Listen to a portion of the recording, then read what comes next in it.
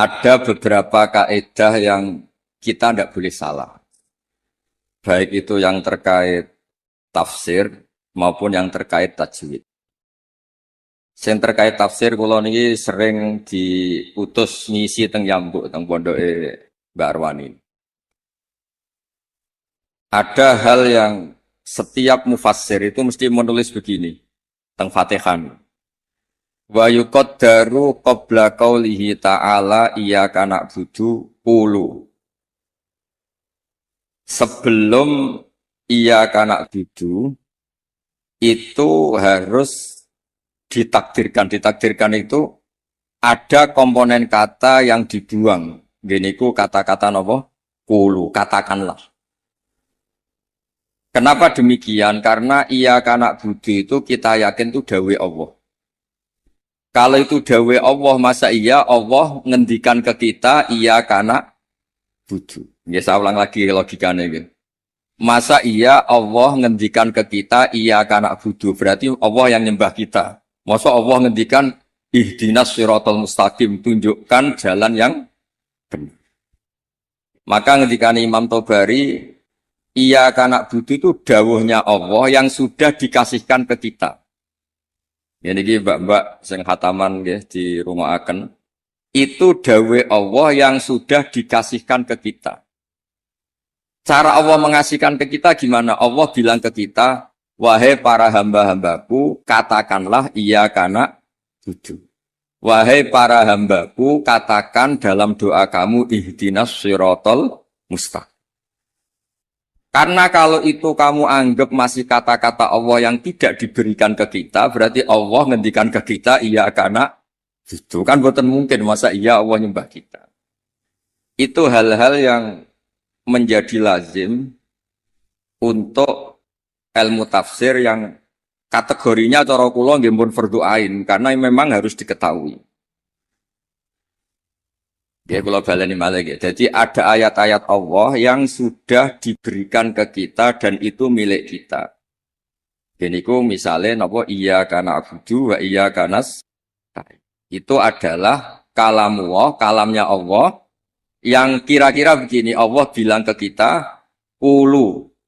Kalian semua harus mengatakan iyyaka na'budu wa iyyaka nasta'in. Dan ketika kalian berdoa harus mengatakan ihdinas siratal mustaqim. Nah sebab niku termasuk kelaziman dalam ngaji Quran selain tadi ilmu tafsir juga tajwid yang mendesak itu wakaf. Ini ki ngapunten sangat teng Gusmo teng ning elok kula tutu poin mawon karena kula niku pancen pantangan pidato ngisi ngeten pantangan. Siji nggih kula yakin Pak Yai pun saged didik santrine. Dadi mboten perlu ngurbano kula kan ngisi. Jadi ini cerita sing pokok-pokok mau.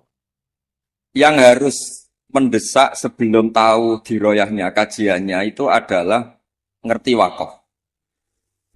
Wakaf itu di Indonesia itu sudah ditandai sebetulnya sama lajnah. Saya termasuk yang dimintai pendapat sering mas. Tapi beberapa tradisi di Indonesia itu kan wakaf niku anut guru. Misalnya di tradisi sanad kita, misalnya di surat Yusuf, biasanya diwasolkan inna abana lafi dolalin mubin ini qutulu Yusuf awitroh. Terus kita dikritik sama pihak-pihak Arab Saudi karena tradisi mereka kalau al-waqfu ala ru'usil ayi, wakaf di awal di akhir ayat itu baik. Tapi kita ngikuti tradisi guru-guru kita yang sudah melatih kita dengan makna. Sehingga kadang-kadang kita ini nggak nyaman, misalnya fawailul lil musallin, maka celaka bagi mereka yang apa? Sholat. Itu kalau lil musallin berhenti, semaannya berhenti, atau anaknya rewel berhenti, hanya ditulis oleh malaikat. Ini mbak-mbak baca fawailul lil musallin, neraka wel atau kecelakaan bagi mereka yang sholat. Sehingga terus diatur sedemikian rupa di era Mbak Arwani, Mbak Munawir, di era guru-guru kita, ditandai beberapa aturan ini nggak boleh wakaf, ini harus wasol. Tapi kemudian di era modern itu al-waqfu ala ru'usil ayy itu dianggap sunat, diyakini sunat. Nah, saya sendiri sebagai pribadi itu yang penting tidak wakaf di hal-hal yang fatal. Saya cerita ini ada Gus Idror, menantu di sini dan putra guru saya Mbah Maimun. Mbah Maimun itu pernah ada anak-anak yasinan. Ketika yasinan jenis santri cepet-cepetan, fala yahzunka qauluhum. Terus diwasolkan, fala yahzunka qauluhum inna na'lamu ma yusirruna ma yu'linun. Itu keluar marah-marah. Duka besar. Karena ketika itu diwasolkan, ya kalau nama ngomong ulumul Quran dan pribadi matur. Ketika itu diwasolkan, maka inna na'lamu itu jadi makaulul kaulnya orang-orang kafir. Jadi fala yahzun mongko aja sampai nyusahno ka ing sira Muhammad apa kauluhum omongane wong kafir. Rupane omongan inna na'lamu ma yusirruna ma yu'linun kan fatal betul. Muhammad, engkau jangan risau atas komentar orang-orang kafir bahwa saya, Allah, kami, Allah ini tahu apa yang mereka sembunyikan maupun yang mereka perlihatkan. Maka di situ jelas harus wakaf. Fala yahzunka qauluhum. Muhammad, kamu jangan risau ocehan atau omongan orang-orang kafir yang ngomong kalau kamu itu tidak rasul. Qauluhum bi annaka lasta mursala. Terus qala ta'ala tasliyatan li nabihi inna na'lam. Terus kemudian Allah menasihati nabinya, Muhammad kamu tidak usah susah atas komentar orang kafir karena inna na'lamu ma yusirruna wa ma yu'lim. Sebab itu benar-benar fatal ketika kita misalnya yasinan, ya terutama bapak yang sudah khotimat, yang sudah pinter. Kalau masyarakat kan penak. Masyarakat itu selalu menang. Penak. Baru kayak faham itu kepenak. Malaikat sing ngisap ya males. Mus maca Quran kok disalahno. Lane kula nu tak kenang sanging Mbah Mun niku, aku iri hak wong bodho iku iri. Islame pas-pasan ra tau wedi suul khotimah. Kene wis kiai kaji tahajud witir cek uji suul apa? Khotimah. Jadi wong awam mak penak pokoke Islam wis wae mati ya mati, ora tau kepikiran suul apa? Khotimah. Nah, mun kiai kados jenengan repot. Islam khusyuk ibadah cek donga ya wedi suul apa? Khotimah. Mohon kalau terang malih.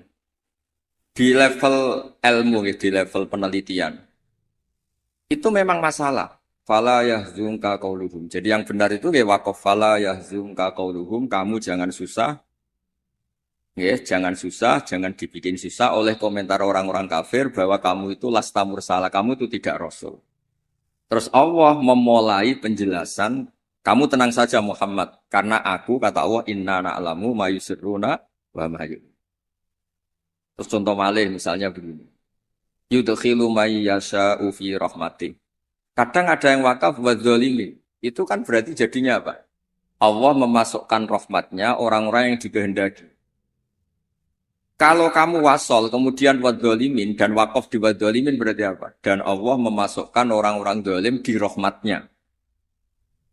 Nah hal-hal seperti ini kalau suwun mbak-mbak memang meskipun misalnya kita diroyahnya gagal itu jangan sampai secara tilawah yang mutalakotan min afwahil masyayah yang kita punya sanad itu jangan sampai tidak bisa. Karena itu sekali salah itu fatal. Makanya kata Ibnu Jazari wa ba'da tajwidi kalil hurufi la budda min ma'rifatil wuquf. Saya berkali-kali kalau ngaji cerita kenapa Imam Asim min riwayati Hafiz itu ada saktah 4. Saktah 4 saja itu dikritik penggemar-penggemar Imam Asim. Sebetulnya bisa ratusan. Ya Alhamdulillah qiraatu Asim riwayati Hafiz itu saktah hanya berapa? 4. Ini itu teng Kahfi, awal Kahfi, terus teng Yasin, terus wakilaman Rokin sama di surat Tatfif atau Mutafifin kalla balrona. Nah, kenapa ada sakta? Kalau sering cerita supaya ini tiang-tiang yang seneng Quran itu hati-hati. Memang harus sakta. Yaitu tadi misalnya orang-orang kafir bangun dari kubur dan dia nggak tahu yang bangunkan siapa karena dia kafir. Kalau kita mukmin kan tahu yang bangunkan itu apa. Ketika mereka bangun, mereka terus tanya, "Mam ba'atsana mim marqadina." Mantai sapa iku bakal nangekno sapa man nak ing kita mimar kodina saking turu kita. Itu orang kafir mungkirul ba'si yang ingkari ba'at tanya mam ba'atana mimar kodina.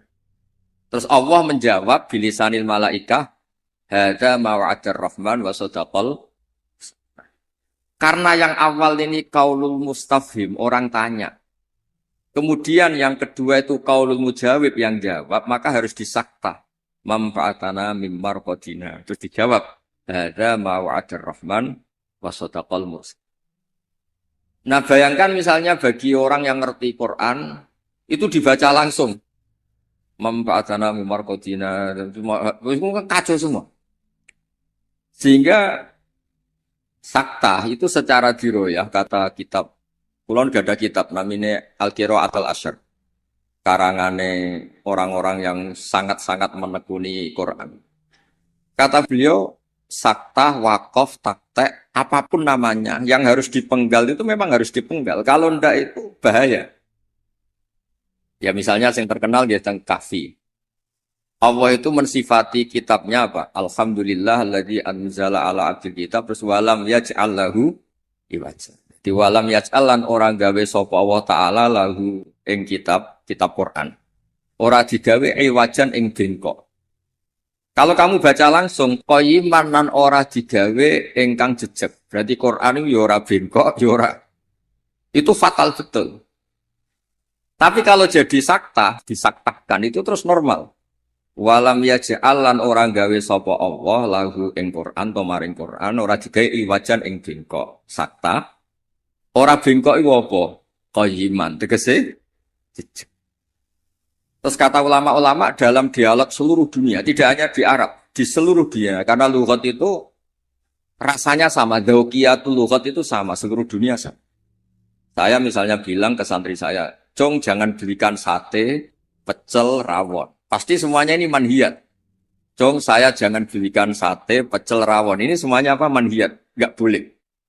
Tapi kalau kata-kata saya, Jong, jangan belikan sate, mandek, rawon. Berarti jangan belikan sate, tapi belikan rawon. Jadi berkahnya sakta itu tidak ada tasallutul amil. Amil yang depan itu tidak amal pada amil yang berikutnya. Jadi hanya walam yaj'al lahu iwaja. Ya iwaja saja yang jadi maf'ul bihnya yaj'al. Bukan qayyiman. Nah, hal seperti ini ulama itu sangat tahu, bukan sekedar tahu, sangat tahu. Sehingga terus ijtihadnya Imam Asim itu harus disakta. Nah, orang-orang perawi tajwid itu memang kadang-kadang hanya talaki. Talaki itu pokoknya anut guru. Sebetulnya juga harus dijelaskan sakta, waqaf, takta itu fungsinya sama. Yaitu kata-kata di depan yang harus terputus, harus terputus. Terus yang terakhir kalau contoh wakaf itu yang ini paling fatal, lebih fatal lagi karena bisa menyinggung banyak malaikat. Wa kadzalika haqqat kalimatu rabbika 'alal ladzina kafaru annahum ashabun nar. Allah sudah menitahkan secara pasti bahwa orang-orang kafir itu pasti ashabun nar, pasti penghuni neraka. Misalnya Anda wasol. Itu bisa berurusan dengan malaikat hamalatul arsy. Kalau Anda wasol berarti kan gini. Wa kadzalika haqqat kalimatu rabbika 'alal ladzina kafaru annahum ashabun naril ladzina yahmiluna al-arsha wa man hawlahu yusabbihuna bihamdi rabbihim. Itu kan fatal betul. Dan sudah kepastian Allah kalau orang-orang kafir itu ashabun nar, penduduk neraka. Siapa penduduk neraka itu? Alladzina yahmiluna al-arsha, yaitu malaikat-malaikat yang bawa apa? Ars. Jadi hal-hal seperti ini memang lane kula nggih syukur ditakdir radi ngalim nggih syukur. Dadi nek maca Quran niku malaikat itu gak gawok. Dianggap normal. Menawa niku. Cara kula dadi malaikat roh macane Quran mungkin nggih mbak-mbak sing rong pati ngaji. Diwaca digubut ya sementing ordere selesai khataman niku. Semaan sementing bar. Niku ya pancen masalah tenan. Karena tadi ada lafat-lafat atau kalimat atau untaian kata yang kalau diwasolkan itu masalah. Ashabun nar itu adalah orang-orang kafir. Sementara alladzina fil arsy itu terkibnya mubtada. Berarti begini yang benar. Alladzina utawa ngakeh utawa para malaikat akeh sing yahmiluna al-arsy sak teruse ku yustabbihu nabi hamdi rabbihim wa yu'minuna bihi wa astaghfiruna lil ladzina am. Sekolah suwon ning babak ngeten misale mbak-mbak boten kober diro ya. Gus kepengen nikah war-war payu nikah sudah serako berdiri soalnya ngaji kula nu ngertos sanate ning elok ngaos teng kene Ki Nawawi ngrukem ngaos teng kene Mbak Arwani Ki Nawawi niku kancane bapak kula zaman sami-sami teng Kudus. Beliau dulu malah manggen teng pondok Buyut kula, manggen teng Damaran Nggih Nawawi ngrupeng. Jadi ketika niki kalau ngomong namun fokus ulumul Quran. Jadi terus dikaranglah kitab-kitab ulumul Quran yang spesial wakaf. Karena wakaf itu yang paling fatal kalau salah itu paling fatal. Ya ada soal misalnya wa kadzalika haqqat kalimatu rabbika 'alal ladzina kafaru annahum ashabun nar kok terusane diwasolno alladzina yahmilunal ars. Itu malaikat aras bicara bener. Biasa semaan ngawur, masuk malaikat hamalatul arsi jadi ashabun nar itu kan fatal. Garu-garu. Mulane donga mawon sampean.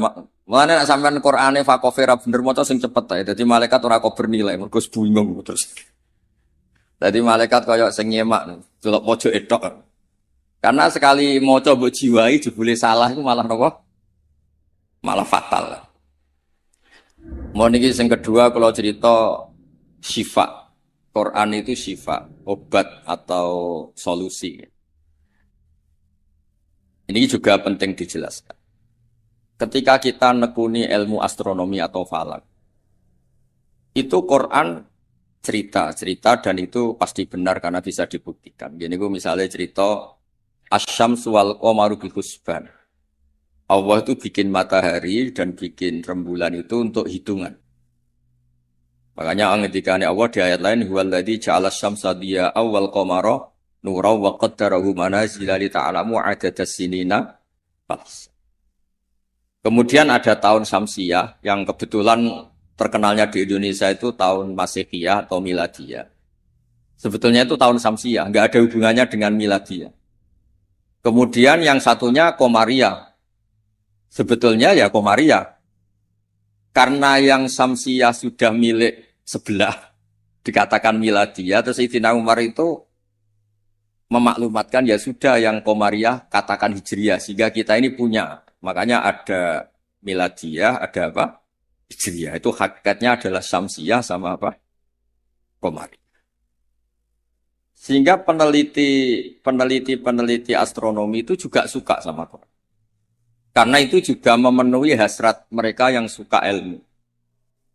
Terus lasamsu yambaghi laha an tudrikal qamara walalailu sabiqun nahar dan seterusnya dan seterusnya.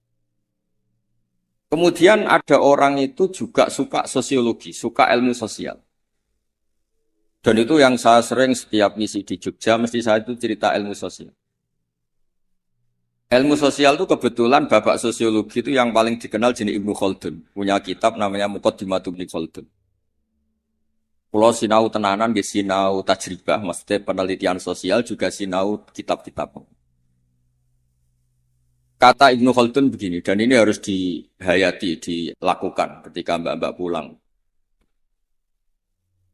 Andai kan Rasulullah SAW itu setiap hari bisa terbang Mekah Madinah, setiap hari Mi'raj. Tapi Nabi itu kikir misalnya, tentu ini misalnya. Kikir, setiap ketemu orang itu misoi, ketemu orang itu menyakiti, merugikan. Itu tetap tidak akan diikuti. Jadi misalnya kulon gadah kiai atau gadah konco, sing tiap hari itu terbang di Mekah, Jumatane di Mekah, popo di Mekah terbang gitu numpak pesawat, ngirit berarti, keramat tapi ngirit. Tapi dia medit, nak diutang kulo ya orang nyaur, ketemu kulo misalnya, tetap tidak saya hormat. Tapi kalau dia orang kebanyakan, nggak bisa terbang, nggak bisa apa, ambek kulo lomo, ambek kulo santo, nggak pernah merugikan saya, tetap saya hormat. Sehingga para pakar-pakar di seluruh dunia itu menghormati betul sisi sosiologi Quran. Gini kok Allah ngendikan tentang kekasih Fabima rahmatim minallahi lintalagum walau kunta faddun ghalidhal qalbi lan faddu min hawlik. Muhammad, kamu dicintai orang banyak itu karena layinal janib. Kamu itu santun, kamu itu menarik, kamu itu simpatik. Walau kunta faddun ghalidhal qalbi lan faddu min hawlik. Kalau kamu itu angkuh, keras hati, orang sekeliling kamu pasti bubar. Misalnya kulo nu wonten Zahid, bedino iso terbang ning Mekah. Bariku kok nyolong pitik kulo, tetep tak ora tak arani maling, ora tak arani wong keramat, tapi tak arani maling. Wong iso terbang Mekah tapi wong nyolong pitik tetep tak arani maling, mboten tak arani tiyang napa? Tapi ra iso terbang ning Mekah. Tapi nggak kayak sampean alpat, tetap kita mengatur ngomong apik. Nah sehingga ini ngendikan ulama, bukan ngendikan kula. Sehingga mukjizatnya Nabi Muhammad SAW itu ya peradaban itu. Bu istuli utamima makarimal akhlak. Peradaban. Yaitu mukjizat Nabi terbesar ya peradaban itu. Sehingga kenangannya orang-orang kafir masuk Islam mesti ditanya, kenapa kamu Islam? Saya ini kenal, nyebutnya masih jangkar, saya ini kenal Muhammad tuh lama.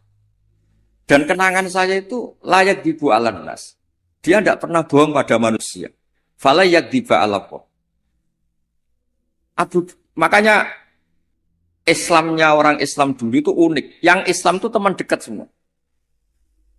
Bojone sampean, mbak-mbak iso ben ati bojo, orang-orang ngandel wis sing lanang. Kok nak melarat mangkel mergo kere, nak sugih kepen wayah, ruwet wong lanang ruwet. Tapi Nabi itu yang pertama iman itu Sayyidah Khadijah. Niki tantangan para jarang bojo ngimani sing lanang itu jarang. Sing pertama iman tiang lanang itu Abu Bakar, koncone dagang, dijak malor ngidul jenenge Abu Bakar. Zaid niku bin Harisah. Anake ketua suku. Ilang teng Mekah ditemuk tiang terus dadi budake Khadijah terus dikekno Kanjeng Nabi. Pokoke Zaid iku budak. Niku bareng derekno Nabi tahunan niku wong kok apike ngene. Niku dijaluk bapake merdeka meneng mboten purun. Sampai diceluk Zaid bin Muhammad. Intinya ngeten, Islam itu apa? Dawuhe pangeran amlam ya'rifu rasulahum fahum lahum munkirun. Muhammad ini figur yang saya lepas dan Anda bisa ngecek bapaknya siapa, keluarganya siapa, perilaku sosialnya kayak apa, punya reputasi bohong apa enggak, punya. Makanya ketika Nabi pertama dakwah, lau akhbartukum, ara'aitum lau akhbartukum. Saya kalau cerita ke kamu, bahwa sekarang di balik gunung itu ada pasukan yang mau menyerang kita. Akuntum musaddiqiyya, apa kamu percaya sama saya? Semua sama itu jawab, majarobna alika kadiban. Muhammad selama ini saya tidak pernah kamu itu bohong. Sehingga ketika Nabi memaklumatkan diri jadi Nabi, yang pertama-tama beriman ya Sayyidah Khadijah, Abu Bakar. Karena ya alasannya, selama ini kenangan saya itu gak pernah dibohongi Muhammad. Kalau dia tidak bohong sama manusia, maka tidak akan bohong sama Allah Subhanahu wa Ta'ala. Sehingga mukjizatnya Hadaddin itu ya peradaban itu. Ya saya ulangi, mukjizatnya Hadaddin ya peradaban. Sehingga agama ini dibawa mulai Rasulullah sampai Wali Songo sampai sekarang. Kiai yang diikuti orang banyak ya yang peradabannya baik. Baik itu bisa manfaat atau paling tidak merugikan orang lain. Coba kalau saya misalnya jadi kiai terus dapat mukjizat tongkatnya Nabi Musa itu untuk apa? Bingung kan? Tak sebelah ono segoro nak ramandi yuisin. Terus nak mandi yo dikomplain pas iku kapal-kapal tongkang. Terus rusak kabeh kan, ono kapal feri, kapal tongkang, kapal pesiar gara-gara kula latihan jaduk malah tenggelam kabeh kok ono nabi kon ganti rugi kan malah repot. Lah nek ora mandi jarene ora mandi.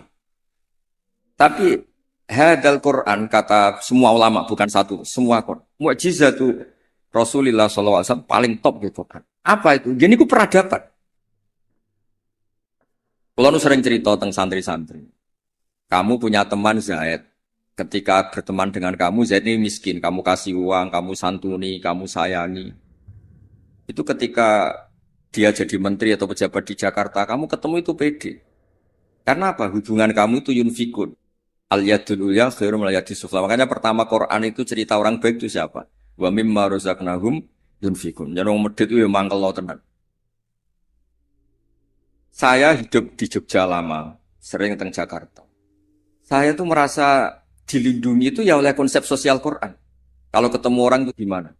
Alladzina yunfikuna fis-sarra wadur. Usahakan kalau ketemu orang lain itu berkontribusi. Ketika kecewa wal kadhiminal ghaidha. Ketika kecewa itu ya tidak usah meledak-ledak terus miso-miso maksudno. Maksudno itu nak ramandi yo isin, nak mandi ngrugekno wong Islam. Jadi kemungkinan dua-duanya itu buruk. Ya nak ramandi isin, nak mandi ngrugekno wong Islam. Terus wal afina anin nas, ketika kecewa itu mudah memaafkan. Semua orang yang diterima banyak orang, itu pasti ya itu. Dia dermawan, paling tidak merugikan orang lain. Ketika kecewa wal kadhimin al-ghaidha, bisa mengendalikan emosi wal afina anin. Sebab itu saran kula terakhir teng Mbak kula boten kepengen ngaji sing aneh-aneh ini sing otoritatif. Sayyidina Ali itu kalau ngandani orang masalah sosial itu gampang. Kata beliau, ahsin man syi'ta takun amiro. Kamu baik saja sama seseorang, pasti kamu jadi pemimpinnya. Kita misalnya pergi, misalnya pakai Innova. Innova itu milik kita, sing melok numpang ya tetep mbok warungno, kamu baik, takun amiro. Pasti kamu pemimpinnya, karena kamu al-muhsin yang baik. Terus, wahtas ilaman syi'ta takun asiro. Silakan aja jadi orang murahan. Ketemu menteri ingin dikasih uang, ketemu kiai ingin dikasih uang, ketemu teman kepengen dikasih. Takun asiro, pasti kamu jadi pecundang. Wastaghni amman syi'ta takun nadhiro. Kamu jangan pernah butuh sama orang lain, maka kamu akan setara. Karena kita tidak butuh dia, kita setara. Orang tuh sampai nyuwun sewu murahan dan tidak punya harga diri karena sering butuh sama orang lain. Kalau tidak, pasti kita setara. Nah itu, eling-eling apa? Ahsin man syi'ta takun amiro. Wahtas ila man syi'ta takun asiro. Wastaghni amman syi'ta takun nadhiro. Sehingga ketika Islam dibawa ke Eropa oleh Abdurrahman Dakhil, Bani Umayyah, dan Islam dibawa kemana-mana, termasuk Wali Songo di Jawa, di Indonesia. Itu mesti yang ditontonkan, yang disejarahkan, mesti hal-hal sosial. Kayak Sunan Giri ya terkenal. Kayak Klambi wong sing wudo, kayak mangan wong sing lesu, kayak tongkat wong sing wuto. Mesti filosofinya semuanya sosial. Dan sosial ini yang akan ngawal kita ila yaumil. Makanya kalau suwun pun boten usah bayangno wiridan terus dadekno jenengan keramat boten. Kula bolak-balik matur teng semua kesempatan ngaji dawuh Ibnu Khaldun, hadza Rasulullah ahabbul khalqi ilallah. Ini Rasulullah, orang paling dicintai Allah. Itu saja kena khitab walaupun tafaddun ghalidul qalbi lan faddu min khar. Rasulullah sing man uyida bil kauni kulli, orang yang bisa memanfaatkan alam raya ini sebagai mukjizatnya. Nabi bisa ngendikan sama kata, Nabi bisa ngendikan sama dob. Waddob wal ghazala yasyadani laka birrisalah. Hewan-hewan yang enggak bisa ngomong itu sakit ngomong, menyaksikan kalau Nabi itu Rasul. Batu bebatuan di Mekah salam sama Nabi. Kalau engkau ini ya Rasulullah. Itu pun kalau Nabi salah secara sosial, misalnya Nabi kok senang misoh, senang merugikan orang lain, itu tetap lan faddu min khaliq. Orang akan bubar. Makanya ketika Ibnu Khaldun, hadza Rasulullah ahabbul khalqi ilallah. Itu saja kena aturan harus sosialnya baik. Kalau ndak lan faddu min khaliq. Jadi walaupun tafaddun khalidul qalbi lan faddu min khaliq. Padahal Nabi ini kata Ibnu Khaldun, man lau sya'a uyida bil kauni kulli. Orang yang kalau Allah menghendaki bisa memanfaatkan seluruh alam raya ini sebagai kekuatan mukjizat. Itu saja harus ngikuti tatanan apa? Sosial. Ini tidak boleh napa fadzon ghalidul qalb. Sekali itu terjadi lan faddu min pakai lam taukid. Jadi kalau dimaknani model makna kiai-kiai kuno, walau kunta diparil itu berarti enggak terjadi. Lau itu imtinaiyah, jadi itu enggak terjadi. Walau kunta diparil, diandekan ana sapa sira Muhammad itu fadzon wong sing angkuh utawa sing sombong sing atos atine walidul qalbi lan faddu yaktine mesti bubar. La itu mesti bubar sapa ngakeh. Min khaulik saking sekeliling kamu. Ya dados kula suwun niki ya kudune terakhir jen kula niku gini niku Gusmo ning elok amun ngundang malih niki wonten Gusidra kula niku tiyang sing kathah sinau nganti sakniki kula niku tesih sinau mboten kok krana kepen pinter nggih mboten. Kula niku sinau seneng. Senenge nggih pokoke seneng. Kula niku nak termasuk kiai sing mboten nampa tamu itu mboten krana sombong kula nggih mertamu kula nggih pendak ngaji. Kula nak ngaji ramah tapi nak mboten krana menapa niki mboten membela diri mboten. Karena kula niku kepengin mawon.